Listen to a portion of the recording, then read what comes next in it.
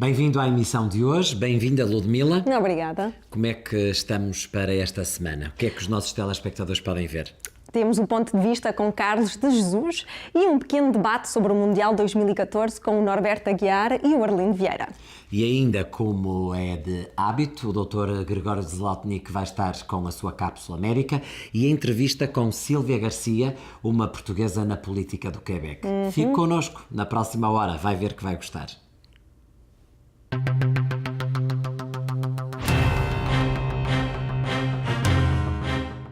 A minha convidada de hoje é Sílvia Garcia, uma portuguesa no mundo da política do Quebec. Sílvia, bem-vinda ao Lusac TV. Obrigada. É um prazer tê-la cá. A Sílvia é a chefe adjunta do gabinete do presidente da Câmara Municipal de Montreal, Monsieur Coder. Exatamente. Como é que surgiu este projeto na sua vida? Eu ando a fazer política já há muitos anos e a política é sempre um meio bastante pequeno, as pessoas conhecem-se entre eles e quando o Monsieur Coder chegou à Câmara, alguém disse-me que podia ser um bom lugar para mim, então eu tentei e fui escolhida para estar lá. Então agora estou a trabalhar com o Monsieur Coder e estou muito contente e com todo o executivo também. Então. Tem um passado forte e rico na política do Quebec. Qual foi, começou com 16 anos, como membro do Partido Liberal. Sim. Qual foi a sua primeira função assim mais forte na política? Mais forte. É difícil dizer. Quando se está jovem, tem sempre a impressão que se é muito forte. Então, nos Jovens Liberais, era um partido que tinha essa função de jovens e que dava muito espaço aos jovens. Então, eu mesmo se não tinha um posto, já achava que era importante estar a fazer política e via um resultado no que eu estava a fazer. Então, Mas foi em 98, cerca de 94, quando começou a fazer os programas políticos. Sim, mas foi em 94 que eu me apresentei. Eu fiz a decisão tomei a decisão de me apresentar para o Partido Liberal do Quebec, na região de Quebec e perdi. Não estava contente. Não perdeu, ganhou. Nunca perdemos na vida. Não, é isso. Foi uma experiência que gostei muito e foi muito interessante, mas depois saí, continuei a fazer política, mas sempre de maneira... Exatamente. Não foi um acontecimento na sua vida que a fez parar? Não, pelo contrário.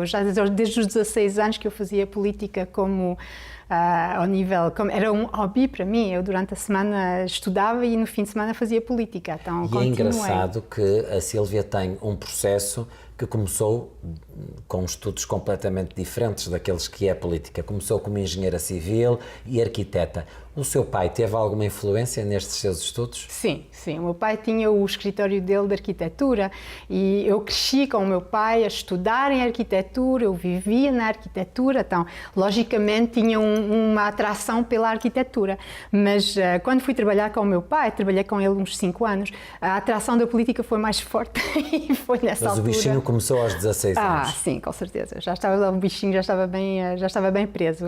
Estava bem preso. A Sílvia nasceu em Portugal, em Lisboa, chegou aqui ao Quebec, tinha 1 ano. Porquê é que os seus pais decidiram a cidade de Quebec? É difícil dizer. O meu pai escolheu a cidade em função do trabalho. Então, ele quando chegou, arranjou logo trabalho em Quebec e foi para lá e ficamos sempre lá. Ele sempre conseguiu trabalhar e depois estudou também na Universidade de Laval. Ele teve essa oportunidade de estudar em arquitetura, tinha sempre sido o sonho dele e ele em Portugal não podia fazer isso. Então, ficamos por lá e os meus pais ainda estão por lá. Há quantos anos é que está em Montreal? Desde 99. Gosta mais de Montreal ou de Quebec? Pergunta. Gostava, quando era pequena, gostava de Quebec. Agora, neste momento da minha vida, estou bem em Montreal. Gosto muito de Montreal. Mas, devido à sua profissão e ao seu projeto de vida, se surgir uma oportunidade na área da política, que penso que poderá surgir um dia mais tarde, e se tiver que voltar a Quebec? Eu decidi, nas últimas eleições, o Partido Liberal voltou ao poder e eu tive a oportunidade de voltar a trabalhar em Quebec e não me interessou. Por várias razões. Eu tenho filhos agora, estão bem envolvidos aqui em Montreal. Eu gosto da cidade de Montreal, gosto realmente muito da cidade de Montreal, gosto de todos os aspectos ao nível cultural, ao nível das multiplicidades de étnicas, adoro isso. Isso é uma coisa que não havia em Quebec. O Quebec é mais limitado nessa área. É bastante. Teve, e vou aproveitar a oportunidade que fala sobre isso, da diversidade cultural, trabalhou também no Ministério da Cultura. Sim. Qual era a sua função? Eu era chefe de gabinete da Christine Saint-Pierre, quando a Christine Saint-Pierre ficou Ministra da Cultura. E o que é que fazia exatamente? Chefe de gabinete é ser a junção entre a ministra e a administração. É também administrar ou organizar o gabinete da ministra, é tudo isso. Então, é tudo o que pode ser comunicações, tudo o que pode ser as políticas, tudo o que pode ser os programas, isso tudo passava pelas minhas mãos. Tenho uma ideia, uma opinião de como é a política de imigração aqui no Quebec e um bocadinho também no Canadá? É fácil emigrar? É difícil? Como é que é a situação do imigrante no Quebec? Rapidamente, até para saber a sua opinião como político. Quebec tem um programa de imigração diferente das outras províncias. A província de Quebec pode escolher a sua imigração e durante muitos anos havia certas orientações que levavam-nos a escolher a imigração. Muito ao nível do conhecimento da língua francesa, que era uma coisa importante. É como que uma norma para emigrar no Quebec? Era uma norma. Agora estão a mudar um bocadinho, mas ainda o conhecimento do francês ainda é uma norma importante. O nível escolar também é uma norma importante. A idade também é uma norma importante. Mas é mais fácil ou mais difícil emigrar? Alguém que quer emigrar para o Canadá, é mais fácil vir para o Quebec ou para outra província? Depende do que se tem como... Uma pessoa que tem um conhecimento de francês vai ser mais fácil vir pelo Quebec, porque o Quebec vai escolher essas pessoas que conhecem. E se falar francês. só inglês? Se falar só tem inglês acesso, é mais difícil. É mais difícil. Trabalhou também com o primeiro-ministro do Quebec. Sim. Como é que era o seu dia-a-dia O meu ao lado do ministro? Do primeiro-ministro. Trabalhar para o primeiro-ministro não quer dizer que se está sempre ao lado dele. Então, de manhã começávamos às 6 da manhã, o nosso primeiro encontro era às 6 da manhã, já tinha que ter lido todos os jornais e tínhamos um encontro ao nível de comunicações para ver o que é que estava a sair, o que é que estava a passar, quais eram os assuntos que precisavam de ser mais tratados, exatamente. E depois, ao nível de tudo o resto do dia, era de tratar essas coisas, de fazer esses encontros com os ministros ou com os diferentes gabinetes também, e em certas alturas ia acompanhar o primeiro-ministro ou preparava notas de informação para o primeiro-ministro ou representava o primeiro-ministro em certos encontros onde ele também não podia encontrar toda a gente, então representava o primeiro-ministro nesses encontros. Então era um trabalho de 7 dias sobre 7, começava às 6 da manhã, acabava às 11, às vezes mais tarde que isso até, então é uma vida bastante intensa e fiz isso durante 4 anos e acho que tive uma oportunidade, eu estou muito contente de ter tido essa oportunidade, que é um orgulho. É um orgulho. E hoje, na Câmara de Montreal, como é que é o seu dia-a-dia? Também é exigente a nível de horas? Mas o que é que faz exatamente? Presentemente é menos exigente, também é muito exigente. Também de manhã é a mesma coisa, começa sempre com as notícias, vê-se o que é que se passa lá ao nível das comunicações e depois vai-se ver ao nível dos diferentes, tem variadores para cada sujeito. E nós temos uma equipe... Trabalha também com eles, não só diretamente com o Presidente, mas também com eles, sim. E depois é dependente dos assuntos do dia, das coisas que estão a vir, a preparação dos conselhos executivos, a preparação dos conselhos municipais, é isso tudo, é de preparar tudo, que tudo esteja pronto para quando vai chegar o momento. Por onde passou, sempre souberam que é portuguesa? Com certeza. Durante o Mundial eu tinha a minha bandeirinha de Portugal e sou bastante orgulhosa de ser portuguesa e sempre, nunca o escondi, pelo contrário. Como é que se sentia como portuguesa aqui no Quebec, na política? A minha questão é, foi bem aceite? Sentiu alguma discriminação? Como é que foi? Posso lhe contar uma coisa que passou que eu achei bastante especial. Quando eu me apresentei em 94, pronto, sou branca, não posso não ter as pessoas, é preciso dizer às vezes, ou quando se ouve o meu nome, as pessoas muitas vezes dizem, está para lá de então era uma coisa que eu não escondia, mas se eu não dizia o meu nome, se eu não falava, eles não viam logo de seguida que eu era portuguesa. Então, ao princípio, quando me apresentei em Quebec, a região onde eu me apresentei, logo disseram, tu é aí que tu podes apresentar, porque é aí que tem a universidade e é aí onde tem mais gente de comunidades. Então é mais fácil passar para uma pessoa que tem um nome como Garcia. Ok. Quando fui, nessa altura, tive uma entrevista com um jornalista daquela altura que se chamava Pierre Pascot, que era aqui de Montreal. Estava interessado em ver o que é que se passa uma jovem que se está a apresentar em Quebec. E ele, quando me entrevistou, pediu-me como é que eu me sentia como representante das comunidades culturais em Quebec. E eu, por mim, o que é isso? Eu não me sinto, sim, sinto-me portuguesa, mas não me sinto como representante dos portugueses, não me sinto como... Eu estou a apresentar-me para representar as pessoas da região que eu quero representar. Não independentemente da nacionalidade. Exatamente. Então, acho que às vezes as pessoas têm a tendência a mandar gente que são de comunidades étnicas para serem representantes das comunidades étnicas. Mas isso não é isso, exatamente. Então eu nunca me vi como uma representante dos portugueses, sempre me vi como uma portuguesa no Quebec. Quais são os seus projetos para o futuro? Falou-me que há 4 anos atrás não se via como se vê hoje. Não. Daqui a 4 anos, onde Não é que sei. se vê? O que é que se vê fazer? O que é que gostaria de fazer? Não sei. Eu continuo a ser membro da Ordem dos Arquitetos, continuo a ser membro da Ordem dos Engenheiros. Tenho Mas o meu não MBA. exerce neste momento? Neste momento não, mas posso pôr o carimbo. Pode exercer.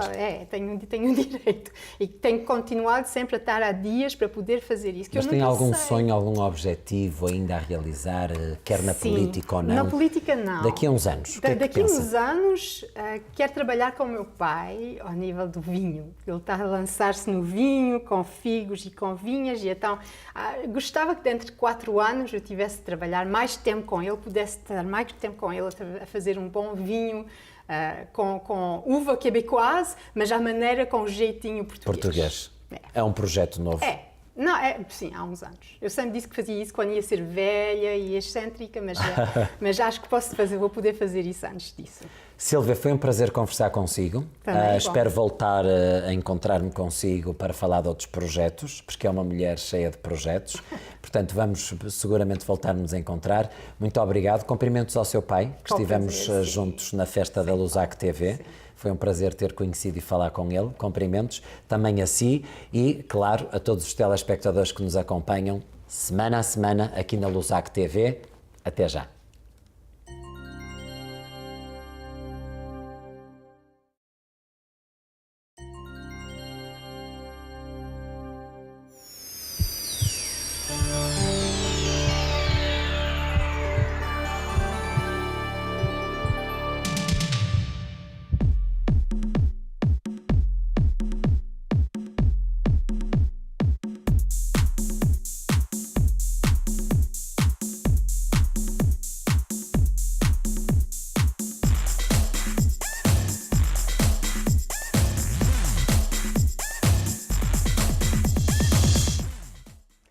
Estamos aqui de novo com o Dr. Gregório Zlotnik, que nos vem participar da sua larga experiência no domínio das doenças, como médico generalista que é, e particularmente como especialista das doenças, das dores de cabeça, não é? Das enxaquecas, das cefaleias, não é? Mas não é esse assunto que eu hoje queria abordar consigo.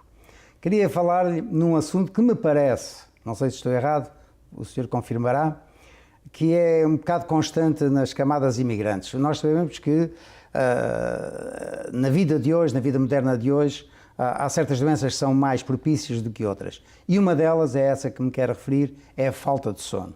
E sei que muitos imigrantes sofrem da falta de sono. Bom, o que é que sabe dizer sobre o assunto? Vamos começar para limitar as coisas. A falta de sono não é só dos imigrantes. Eu acho que é um problema da civilização. O excesso de informação e acumulação. O cérebro era uma coisa limitada, mas começou a crescer num crânio, na massa óssea, e não podia expandir. Então começou a fazer rugas, né? Então as circunvalações do cérebro começam a fazer como pliego, não sei como pode dizer. Fazer pregas. Pregas, né? Então, estamos a acumular uma quantidade de informações no cérebro e isso não é, digamos, uma evolução fácil, né? Não é uma evolução natural. Além disso, temos outro problema da civilização, que é acumulamos informações fora do cérebro. Então, o engenheiro não vai fazer uma ponte só com o que ele tem na cabeça, tem que ir à biblioteca, tem que ir aos computadores, tem que fazer... Então, eu não conheço animais que sofrem de insomnia, eu não conheço, quem sabe usar, mas eu não tenho presente. Ao contrário, a hibernação pode passar meses a descansar o cérebro, né? Então, para mim, é um problema muito mais universal que dos imigrantes. Agora, o pior inimigo do sono e o pior inimigo da memória é a ansiedade. A ansiedade. Eu não perco o sono por causa disso. Eu não perco o sono. As pessoas dizem isso, não é? Isso não vai me tirar o sono. O que quer dizer? Quer dizer que as preocupações vão lhe tirar o sono. Que você está nervoso, preocupado. A ansiedade. O que é a ansiedade?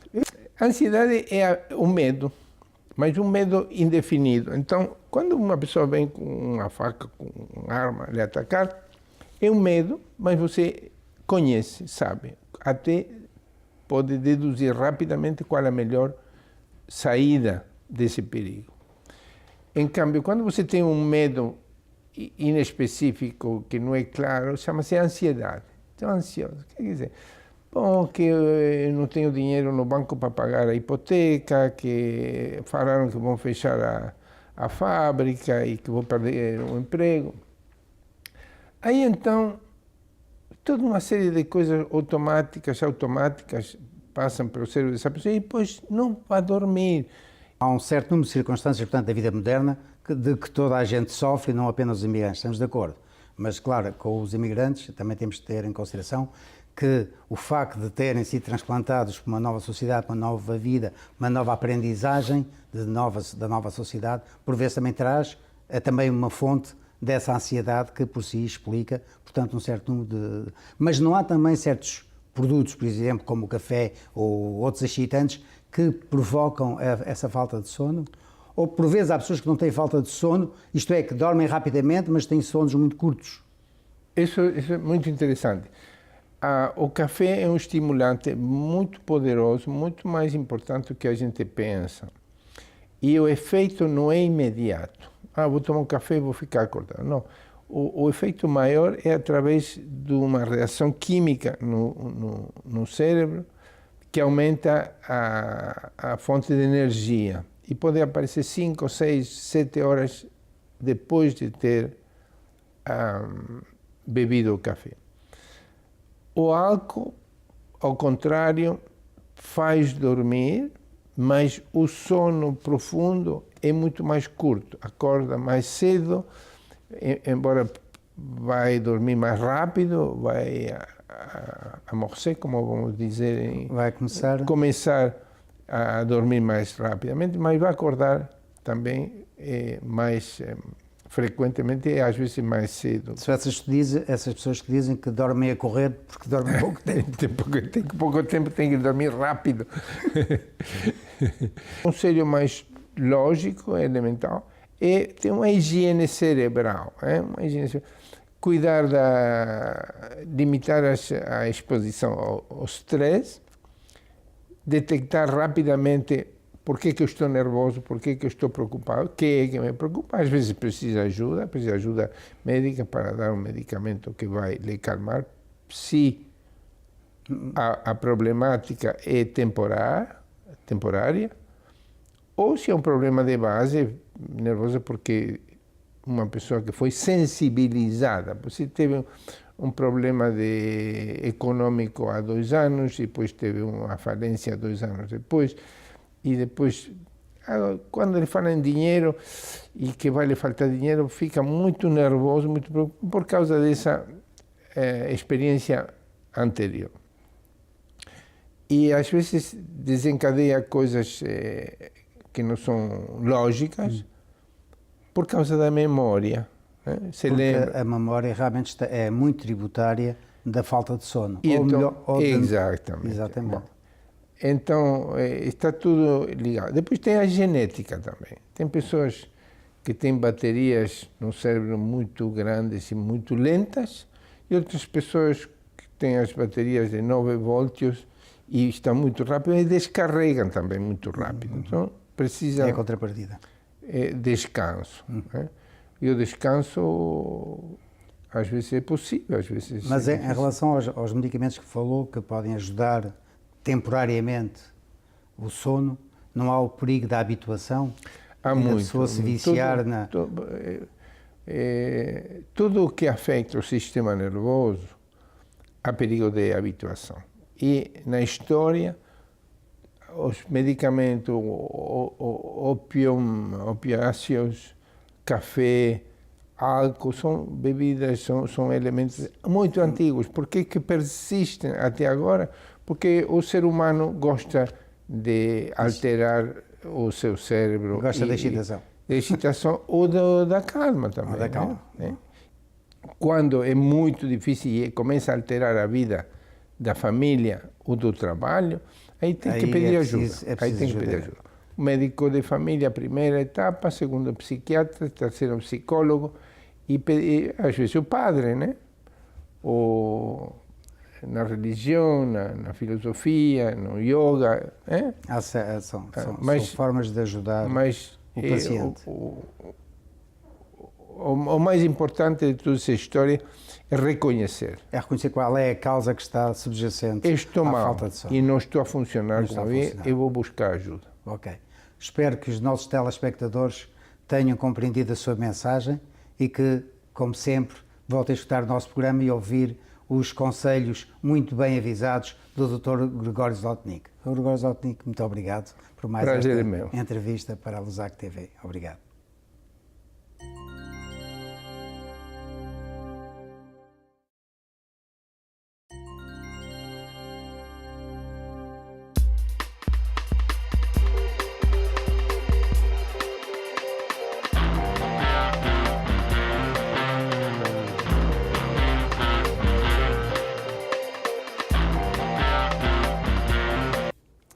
Já tenho dito várias vezes, já tenho escrito e repetido, quanto me enerva a classe jornalística.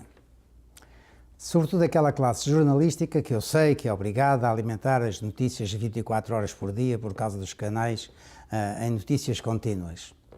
Mas isso não justifica a preguiça intelectual que eles mostram a maior parte das vezes ao facilitarem o microfone ou a sua pena nas suas entrevistas do tempo da antena a todos os contestadores que aparecem sob qualquer pretexto que seja. E digo isto com muita mágoa porque muitas vezes quando ouço certos contestadores virem para o espaço público, para a imprensa, com os argumentos mais incríveis e que os jornalistas nem sequer contestam pela sua vez a pertinência dos propósitos dos contestadores e que não lhe dão seguimento, portanto, alguém tem que contestar, abre-se o microfone ou diz lá o que tens a dizer e escrevem. Isto é de uma preguiça intelectual extraordinária. Vou-vos dar exemplos daquilo que eu quero dizer para ilustrar bem o meu propósito. Lembro-se aqui, há uns anos atrás, quando a comissão responsável pelo mercado de Jean Talon resolveu criar um estacionamento subterrâneo no mercado de Jean Talon, porque havia realmente um grande problema com os clientes que não arranjavam espaço onde porem os carros. Ora, o que acontece? Acontece que quando sai esse projeto para a rua, a indústria da contestação, é assim que eu lhe chamo, assaltaram tudo quanto era espaço público, a rádio, a televisão, os jornais, as redes sociais, tudo mais, a dizer que aquele projeto era um projeto devastador que ia arruinar o mercado de Jean Talon, o qual deixaria de ser um mercado de proximidade, um mercado de bairro, que ia criar um trânsito incrível à sua volta, que a vida do mercado não seria a mesma. Ora, o que é que aconteceu anos depois? O que é que está a acontecer agora, em que os responsáveis pelo mercado de Jean Talon decidiram não dar ouvidos aos contestadores e ir para a frente com esse projeto? Ora, o que é que aconteceu com o famoso projeto do estacionamento do mercado de Jantalon. Aconteceu nada. Quer dizer, antes pelo contrário, as coisas ficaram muito melhores. Eu que antigamente evitava ir ao mercado de Jantalon porque por vezes tinha que deixar o carro a 1 km de distância, passei a ir mais frequentemente, e também pelo facto de lá agora haver um certo número de boutiques muito interessantes, com especiarias, peixaria, livraria, pequenos restaurantes, café. Quer dizer, o mercado não só ganhou mais clientela, mas tornou-se mais diversificado e continua a ser um mercado de proximidade, um mercado de bairro, onde as pessoas da vizinhança vão com os seus carrinhos das compras. O que acontece? É que os jornalistas que deram ouvidos aos contestatários iniciais nunca mais voltaram ao assunto, nunca mais procuraram ver, espera aí, isto não aconteceu, aquele futuro apocalíptico que os contestadores apresentavam inicialmente. Não, deixaram o assunto a cair por aí. O mesmo aconteceu se estão lembrados, quando aquela cadeia de supermercados da Loblaws resolveu vir para Montreal. Um dos sítios onde eles foram instalar foi naquela estação dos comboios, La Gare Jean Talon, que estava desocupada, que estava deserta e que não servia para nada. A indústria da contestação salta novamente para a rua, vai para os jornais, para a rádio, para a televisão, a dizer que a chegada daquele império comercial do Ontário, vejam bem, de onde vinha por fora do estrangeiro, que ia estragar aquele bairro étnico, um bairro cheio de pequenas lojinhas, de pequenos comerciantes, que isso ia ser tudo arrasado. Ora, vocês sabem muito bem, quem vai hoje àquele mercado, àquela zona ali do Parque Extension, na Jean Talon, perto da Avenida do Parque, aquilo está encantador. O Loblaws instalou-se lá também uma loja da SAQ, para venda dos vinhos, umas boticas de roupas, e nunca, tanto como agora, se têm aberto tantas lojas étnicas, porque o bairro se tornou ainda muito mais multiétnico, além dos gregos, os indianos, os árabes. Aquilo realmente é a Sociedade das Nações Unidas e, por vezes, continua ainda a ver-se, agora sobretudo no verão, aqueles velhotes que vão para os bancos do jardim em frente jogar xadrez ou conversar, pura e simplesmente. Portanto, mais uma vez, aquelas previsões catastróficas que os profissionais da contestação anunciaram e que os jornalistas receberam de braços abertos como se fosse uma verdade vinda de Deus, não aconteceu. Mas o que aconteceu foi que os jornalistas, mais uma vez, se fecharam em copas e nunca voltaram ao assunto para dizer aos profissionais da contestação: espera aí, mas aquilo que vocês diziam, isso não aconteceu. Aquilo cada vez está melhor do que nunca.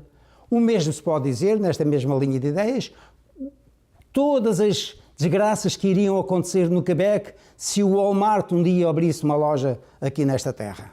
Lembram-se? O que eles diziam? O Walmart, onde chega, fecha os comércios pequenos todos, tudo fecha, faz daquilo uma terra queimada.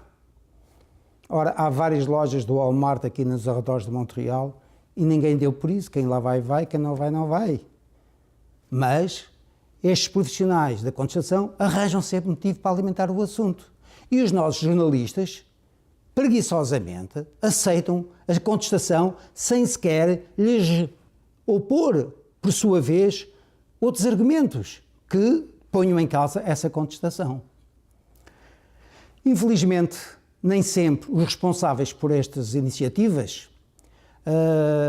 estão prontos a fazer frente à oposição e ir para a frente com os projetos da mesma. Há casos em que os contestatários ganharam.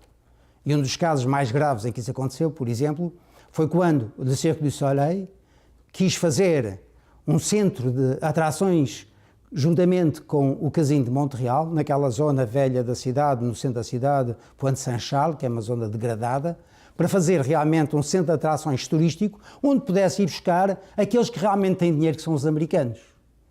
Mas não. Mais uma vez, os contestadores profissionais vieram para a rua, os jornalistas abriram os microfones, abriram as antenas, abriram-lhe as páginas dos jornais, para espalhar aquele chorrilho das neiras, dizendo, mas se vem para aqui o casino, aquela gente pobre da Ponte Sanchar, vai para lá gastar o dinheiro que recebe do Bien-être Social, vai ser... Não, é que se aquilo tivesse ido para a frente, quem ia alimentar aquele casino e aquele centro do circo, e não esqueçamos que o Cirque du Soleil, embora tendo a sua sede aqui em Montreal, não tem cá nenhum sítio permanente, a não ser a sua escola de circo, e no entanto tem aberto circos permanentes em várias cidades do mundo. Ora, o que acontece é que atualmente ficou tudo na mesma, e são os mesmos velhinhos do Bien-être Social que alimentam o casino atualmente. Portanto, o dinheiro que atualmente no casino é dinheiro do Quebec. Quer dizer, o governo recebe por um lado e depois paga por outro. Mas é dinheiro que circula em circuito fechado. Enquanto que se o projeto tivesse ido para a frente, Montreal tinha ficado com um projeto de envergadura internacional, à altura daquilo que o Cirque du Soleil nos está habituado a dar, e não se tinha acontecido aquilo que está a acontecer, que é de ser um sistema de absorção das pequenas economias da gente mais pobre, como os profissionais da contestação diziam que ia acontecer. Outro caso em que os contestatários ganharam, por exemplo, foi em relação àquele projeto que havia sobre um urbanismo em que desapareceriam os silos, aqueles cilindros de cimento armado que estão no velho Porto de Montreal, que serviam antigamente para alimentar com os cereais que tinham do oeste os barcos que depois iam para a exportação e que hoje estão vazios, que hoje não servem para nada. E estão aqueles silos ali agarrados a tapar-nos a vista do rio. Mas, mais uma vez, a indústria da contestação veio para a rua a dizer que aquilo faz parte do património urbanístico, da história urbana de Montreal. Estamos a falar de umas instalações industriais de cimento armado. E como nós sabemos deste clima, o cimento armado não é assim um material muito duradouro e a prova está nas pontes que caem, não é? Não são as pirâmides do Egito, mas não, faz parte do património da história urbana de Montreal e por conseguinte não se pode aproveitar, não se pode abrir o rio à cidade por causa desta indústria da contestação. Outra contestação, mas essa está a correr ainda não sabemos do que é que vai dar, por exemplo, mas é daquelas que continuo a não perceber porque é que os jornalistas não contrapõem aos contestatários argumentos válidos, é aquela que é contra os chamados contadores de eletricidade de Hidro-Quebec, contadores inteligentes. Eu tenho um há vários anos. O que é que acontece? É um contador que faz uma emissão de rádio e portanto, a leitura do meu contador vai diretamente para a Hidro-Quebec sem ser necessário que venha um funcionário à minha casa para fazer a leitura do contador. Mas as pessoas dizem, não, isso é muito perigoso, faz umas ondas radioativas que podem causar cancros no cérebro e não sei o que mais. Mas são os mesmos que dizem, que levantam este argumento, que são os primeiros depois a utilizar um telemóvel e andarem com a onda que sai da antena para o satélite encostados ao ouvido ao cérebro. Aliás, entre a altura também se falava que isso causava o cancro. Até se for mais longe, até se dizia que se pusessem vários telemóveis juntos se podiam fazer pipocas, porque as ondas, o que é uma falsidade tremenda. Mas a imprensa, os jornalistas, continuam a transmitir este chorrilho das neiras sem lhes contrapor nada. Outro que está a correr agora correntemente, a contestação em relação ao pipeline que há a trazer o petróleo bruto até Montreal. A indústria da contestação, o que é que diz? Se acontecer um acidente aqui em Montreal, se houver um furo, uma explosão, uma coisa qualquer, são milhares de milhões de prejuízo, milhares e milhares de pessoas. Mas vamos lá ver então. As pessoas não vão deixar de andar de automóvel. As pessoas vão continuar a precisar de gasolina. Por conseguinte, vamos continuar a precisar da gasolina para os nossos automóveis. Bom, das duas uma, ou o petróleo vem pelo pipeline, ou então o petróleo vem pelos comboios, como está a acontecer atualmente. E o que é mais perigoso, o que é mais arriscado? É que o petróleo venha num pipeline ou que venha pelo comboio capaz de acontecer o que aconteceu, como nós sabemos que aconteceu. Portanto, estamos a referir ao que aconteceu em Lago Mega Antigo. Claro que isso pode acontecer em qualquer lado, mas é muito mais provável que aconteça com o transporte ferroviário do que com o transporte pelo pipeline. Mas é verdade que tem que haver contestação. Eu estou de acordo que tem que haver uma contestação sólida. Em democracia não se pode aceitar, pura e simplesmente, que as ordens venham de cima e que o povo acate sem as contestar. Simplesmente, estes contestatários profissionais desvirtuam o verdadeiro debate democrático que deve existir entre governados e governantes. Porque quando saem para a rua com estes argumentos que não têm realmente nenhuma solidez, e sobretudo, e é aqui o meu ponto de vista, quando o jornalista, a classe jornalística, não contrapõe os argumentos como deve ser aos contestatários profissionais, a democracia não ganha nada com este debate, antes pelo contrário. Em todo o caso, é este o meu ponto de vista.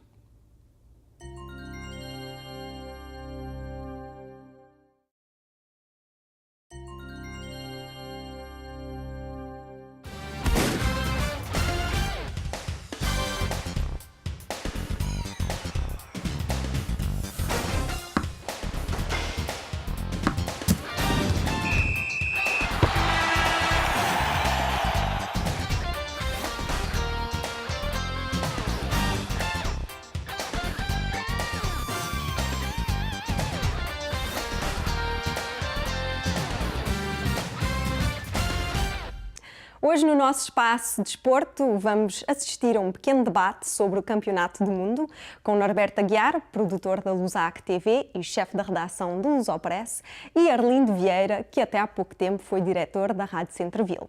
O debate vai ser animado por o nosso colega Carlos Ri, da Lusac TV, e a Lusac TV esteve presente na comunidade portuguesa para recolher as reações do público durante os Jogos de Portugal. E vivemos momentos muito emocionantes. Todos sabem que o Mundial 2014 teve lugar no Brasil e que a Alemanha foi campeã. Será que foi um bom campeonato? Será que a Alemanha mereceu o título de campeão? E Portugal, a sua participação foi positiva ou não? E quais foram as equipas surpresas? É o que vão descobrir. Bom debate! Hoje, nos nossos estúdios, temos dois convidados que nos vão falar do Campeonato do Mundo. Arlindo Vieira, até recentemente diretor-geral do Rádio Centro-Ville, e Norberto Aguiar, produtor da Lusac TV e redator em chefe da Lusopress. Bem-vindos ao programa e talvez vamos começar por falar de uma maneira geral da organização do campeonato. Aspectos positivos, aspectos negativos, quem é que quer puxar para a conversa? Talvez tu, Norberto, podes começar. Bom, o que nesse aspecto o que eu tenho para dizer é que realmente antes do campeonato começar toda a gente dizia que ia ser um fracasso, mas agora vi-se que realmente o campeonato foi bem organizado. Pois, nesse aspecto saiu ao contrário. A gente esperava que o Brasil fosse, no aspecto desportivo, fosse ganhar. Exatamente. E no aspecto da organização, fosse um desastre. Foi um bocado ao contrário que aconteceu. Bom ponto, exatamente. Gastaram, mas é verdade que eles gastaram os milhões, não é? Mas não tiveram os campeões. Bem, é verdade, também é verdade. Voltando aos aspectos talvez mais positivos ou negativos do campeonato, quais seriam os aspectos mais positivos? Portanto, poderíamos falar dos golos, a média de golos que foi bastante grande, poderíamos falar das assistências, que foi uma das maiores assistências, aliás, creio que só nos Estados Unidos em 94 foi superior. Mas aí surpreende-me, porque o campeonato foi disputado no país do futebol, onde todo o brasileiro gosta de futebol, e não foram capazes de bater em termos de assistências o campeonato que foi organizado nos Estados Unidos em 94. Mas a razão também tem muito a ver com os estádios, porque a lotação dos estádios agora é muito inferior àquela que já foi noutra altura. Portanto, matematicamente era quase impossível de atingir os mesmos números, mesmos números que foram feitos nos Estados Unidos. Vamos voltar, portanto, ao campeão. A Alemanha sagrou-se campeã, venceu pela quarta vez o Mundial. Qual é a vossa opinião? Foi uma vitória merecida, não merecida? Talvez tu desta vez? Pois, eu penso que o Norberto tem uma opinião um bocadinho diferente da minha. Eu acho que sim, eu acho que foi uma vitória merecida. Eu acho que foi, no conjunto da prova, foi a que mais constante, aquela que teve um futebol sem ser aquele futebol, mas eu penso que já estamos numa outra fase, já não é o tiki-taka que foi há uns anos atrás, é outro tipo de futebol, mas que é um futebol de ataque, um futebol interessante. E eu acho que teve aquela pontinha de sorte, como todos os campeões acabam por ter. Com a Argélia? Com a Argélia, nomeadamente, sobretudo com a Argélia, porque foi realmente foi essa também uma das coisas interessantes deste campeonato, todos aqueles países que, enfim, o nível da competição, que eu penso que foi muito interessante, foi muito elevado. E foi, em geral, os jogos foram interessantes, foi jogo de ataque, houve muitos golos foram marcados, houve golos espetaculares. Quer dizer, sem dúvida, sem dúvida. E houve jogadores que eram... Não conhecidos, que vieram a aparecer, talvez, até muito mais. Foi uma maravilha observar, ver um Neuer, ou um Navas, ou um Garay, ou um Hummels, ou um James. Rames, parece que temos que dizer Rames, que é o nome. Não é, muita gente diz James, mas não, o nome dele é Rames. Rames, exatamente. Que realmente foi um jogador que se revelou extraordinário. E eu penso que tudo isso, eu acho que sim, que o futebol continua a ser, apesar de tudo o que há por trás e que houve realmente coisas que por vezes na FIFA a gente questiona, mas não deixa de ser interessante para quem gosta de um bom espetáculo. Um bom espetáculo. E nesse aspecto eu acho que foi um bom Mundial. Alguma coisa mais a adiantar sobre isso, sobre a Alemanha? Mas eu acho que a Alemanha não justificou todos os elogios que a imprensa internacional dispensou, na medida em que, a não ser o jogo com o Brasil, e talvez por aí é que aparecem os grandes elogios, porque se recuarmos nos jogos da Alemanha, se repararmos, a Alemanha teve até dificuldades, quase que não ficava em primeiro lugar no grupo, porque se bem que tenha ganho Portugal nas condições que ganhou, depois teve imensas dificuldades para empatar com o Ghana. Portanto, na minha opinião, eu acho até que o Ghana merecia ter vencido. Com os Estados Unidos, porque precisa de ficar em primeiro lugar para não defrontar o melhor do outro grupo. Teve dificuldades de bater os Estados Unidos. O golo foi um bom golo, mas em termos de jogo jogado não houve grande diferença mesmo em termos de oportunidades. E depois vi-se que nos jogos a seguir, portanto, com a Argélia precisamente, foi preciso ir a prolongamento. Uma equipa que considerada de descer muito, injustamente. Mas havia talvez um pesar histórico naquele jogo, tinha um certo peso em virtude... uma motivação, e eu penso que também é outro aspecto, o aspecto psicológico mundial, que tem muito a ver, sobretudo, com a análise que se pode fazer do Brasil e talvez até de Portugal. Mas os alemães, e também quase todas as equipas, por vezes, têm um ritmo um pouco mais lento. A Itália, muitas vezes, acontece isso também. Têm fases de grupos sempre muito difíceis e acabam depois de uma forma absolutamente transcendente. E dava a impressão que eles também, na primeira fase, não aceleraram, talvez, não puseram o acelerador a fundo, como eventualmente puseram mais tarde. Não deixa de ter sido uma equipa que trabalhou um pouco como a história da fábula, da formiguinha, e outros que pareciam mais cigarras. Eu penso que o Brasil foi um pouco a cigarra a pensar que o campeonato já era devido e que não se tiveram que se esforçar e de preparar. Eu penso que a Alemanha teve uma preparação impecável em muitos sentidos, e até na própria maneira de estar com os brasileiros, etc. Tudo aquilo foi preparado, mas não há dúvida que houve uma forma de fair play, mas não seja aquele mesmo no famoso jogo com o Brasil, houve aquele pacto de não humilhação, que segundo parece está confirmado, e que, quer dizer, é uma forma de fair play, que é uma preparação que faz parte de uma preparação de uma equipa, e eu penso que lhes assenta bem o Mas campeonato. Ainda em relação à Alemanha, eu gostava de dizer o seguinte, é que os alemães são pessoas mesmo de estilo de trabalhar. Portanto, isso não surpreende. Não é de agora. Portanto, mesmo em termos da vida, não de desporto, são pessoas que todos dizem que são muito trabalhadores. Portanto, isso não admira esse aspecto. Não, e são organizados no sentido em que eles não dependiam embora tenham várias vedetas, mas não são aquele tipo de vedetas que não têm o Messias, como enfim, estamos agora a variar um bocadinho, como a Argentina, ou o Reinaldo, como nós temos. Mesmo a equipa era muito dependente dessas vedetas. E eles eram realmente uma equipa, e isso eu penso que eles o demonstraram mais que uma vez. Vamos para a prestação portuguesa, senão ficaremos sem tempo para falar nela. A prestação portuguesa. Na África do Sul, após o campeonato, falava-se muito que falem com o Queiroz, é ele que sabe do problema. Este ano, digamos que a equipa portuguesa, a seleção portuguesa acabou por fazer um campeonato pior. No entanto, houve uma unidade na equipa, houve menos críticas no seio da equipa mesmo. É verdade que o Cristiano Ronaldo, e o problema é que nós dependemos muito do Cristiano Ronaldo, estava diminuído fisicamente. Toda a gente pensa que não é segredo para ninguém. E depois temos uma equipa que temos que admitir, penso que é uma equipa mediana, é uma equipa do melhor, enfim, talvez é discutível certas opções que foram provavelmente, mas isso é sempre inevitável, não importa que o selecionador nunca consegue selecionar que aquilo seja tudo unânime. Exatamente. Mas é verdade que eu penso que também houve falhanços importantes na preparação. Foram a Belém, aos pastéis, foram para Boston, depois foram passear para Nova Iorque, depois foram para um sítio, penso que penso que não era nada adaptado às condições que eles iam encontrar em campo, em Campinas, que é talvez muito agradável, não sei o quê, como temperatura, mas não tem nada a ver. Comparado a Salvador, Manaus. Talvez pequenas coisas, mas talvez acabaram. Se juntarmos todas, depois andaram a jogar também assim.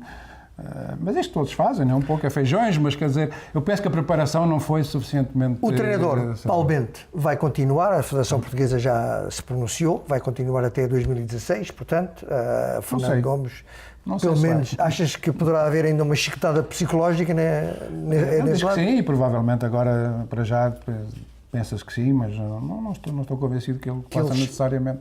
Chegar até 2016? Mas, enfim, segundo dizem, não sei até que ponto é que há muitos interesses por trás, que aquilo é tudo um grupinho de amigos que foram em excursão e que é o Jorge Mendes que controla, no fim de contas, a Federação e não sei o quê. Não sei até que ponto é que isso tem fundamento ou não, mas se tiver, realmente ele provavelmente vai ficar. A equipa portuguesa tem necessidade de uma renovação. O que é que ela precisa, digamos, para enfrentar os novos... Os jogadores que foram ao Brasil não são jogadores com 34, com 35, com 36 anos, e houve equipas que estiveram no Brasil e que tiveram jogadores com essa idade. Portanto, eu não acho que seja necessário de uma renovação. Mas era a segunda mais antiga, em termos de médias de idade. Mas não quer dizer que um jogador com 30 anos está em plena forma. Mas nos próximos 4 anos, há jogadores que temos na seleção que não vão estar lá, muito provavelmente. Sim, mas ainda há o Campeonato da Europa antes disso. Eu penso que há que pensar no Campeonato da Europa, mexendo aqui ou ali. Eu penso que não é necessário uma revolução, é necessário tocar aqui ou ali, ajustar um ou outro jogador, provavelmente algum que não foi agora e que devia ter ido, mas isso acontece em Portugal e acontece com todas as outras equipas. Isso não é exclusivo por vezes há de treinadores que têm mais capacidade de se adaptar e mudar. E penso que o Paulo Bento tem certo tipo de teimosias que por vezes que faz parte dele, sempre foi assim, é o caráter dele, mas que por vezes devia ser um bocadinho mais maleável e mais flexível em certas opções, em certas maneiras, e não penso que ele tenha a capacidade de reação em campo, uma vez no jogar, para se adaptar, para mudar uma situação rapidamente, como aconteceu, por exemplo, com o da Holanda, etc., que é capaz de tomar decisões, ou mesmo o da Alemanha, penso que tomaram decisões que... No momento que às vezes... que teve sorte e não sei o quê, mas não sei se será sempre sorte. Vamos falar... Ainda em relação ao treinador, somos muito insatisfeitos, porque o Scolari esteve lá, levou a equipa à final do Campeonato da Europa, não prestava. O Carlos Queiroz, que era técnico da FIFA, portanto instrutor da FIFA, também não prestava. Neste Campeonato do Mundo. Exatamente, também não prestava. Agora o Paulo Bento, que foi jogador e que tem o apoio da equipe porque vive com a maior parte daqueles jogadores, jogou com eles, portanto eles têm um certo respeito por ele. Daí ter levado alguns jogadores de preferência, porque disse, bem, com esses posso fazer alguma coisa porque eles acreditem em mim. Portanto, se amanhã vier outro, quem é o treinador em Portugal que pode, não vai ser fácil pode tomar conta da seleção? Agora, a não ser o Mourinho, porque, enfim, em termos internacionais tem feito muita coisa. Mas sabe-se lá, quando ele chegar, com a sua maneira de ser, com a sua arrogância, de certa maneira, como se diz. Eu não o conheço pessoalmente, mas provavelmente ele chega e talvez o problema está mais, penso eu, na matéria-prima, matéria-prima do que propriamente o treinador. Eu penso que, apesar de... E aí também nós temos muito essa tendência portuguesa, nós já éramos campeões do mundo antes de praticamente a ler certa imprensa e tudo aquilo que os floreados que faziam à volta da equipe, penso que levou-se a fasquia a um ponto que as pessoas estavam com expectativas demasiado altas e que eram irrealistas. Vamos falar sobre o tema do castigo de 9 jogos e 4 meses ao Luís Soares por ter um fraco pela cozinha italiana. Qual seria, o que é que acham da severidade da pena? Al dente. O que é que vocês acham, portanto, do caso do Soares e digamos, do castigo que ele acabou por ter por parte da FIFA, um castigo exemplar? Eu penso que o castigo foi realmente merecido, foi exemplar, como dizes, e acho inadmissível, simplesmente, um jogador profissional, bem, provavelmente penso que terá outros, que é de outro foro, não tem a ver com o desporto, nem de coisa. Muito provavelmente. Foro psicológico ou psiquiátrico mesmo, porque não é a primeira vez que ele faz, exatamente. Portanto, há provavelmente qualquer coisa que espontaneamente se manifesta nele que tem a ver com outras coisas que não nos compete também a nós analisarmos. No entanto, o Barcelona acaba de comprar. Exatamente. Não deixa de ser um grande jogador. Exatamente. Não deixa de ser um grande jogador, mas penso que é qualquer coisa que é inadmissível e como, aliás, foi o comportamento do Pep, quer dizer, que eu, aliás, no meu caso, eu não o teria posto voltado a jogar para Portugal, porque ele prejudicou a equipa diretamente e de uma infantilidade que não naquele nível, com profissionais que toda a vida jogam futebol e que têm uma escola e que têm... Há certo tipo de atitudes que eu penso que são inadmissíveis e que não se devem tolerar.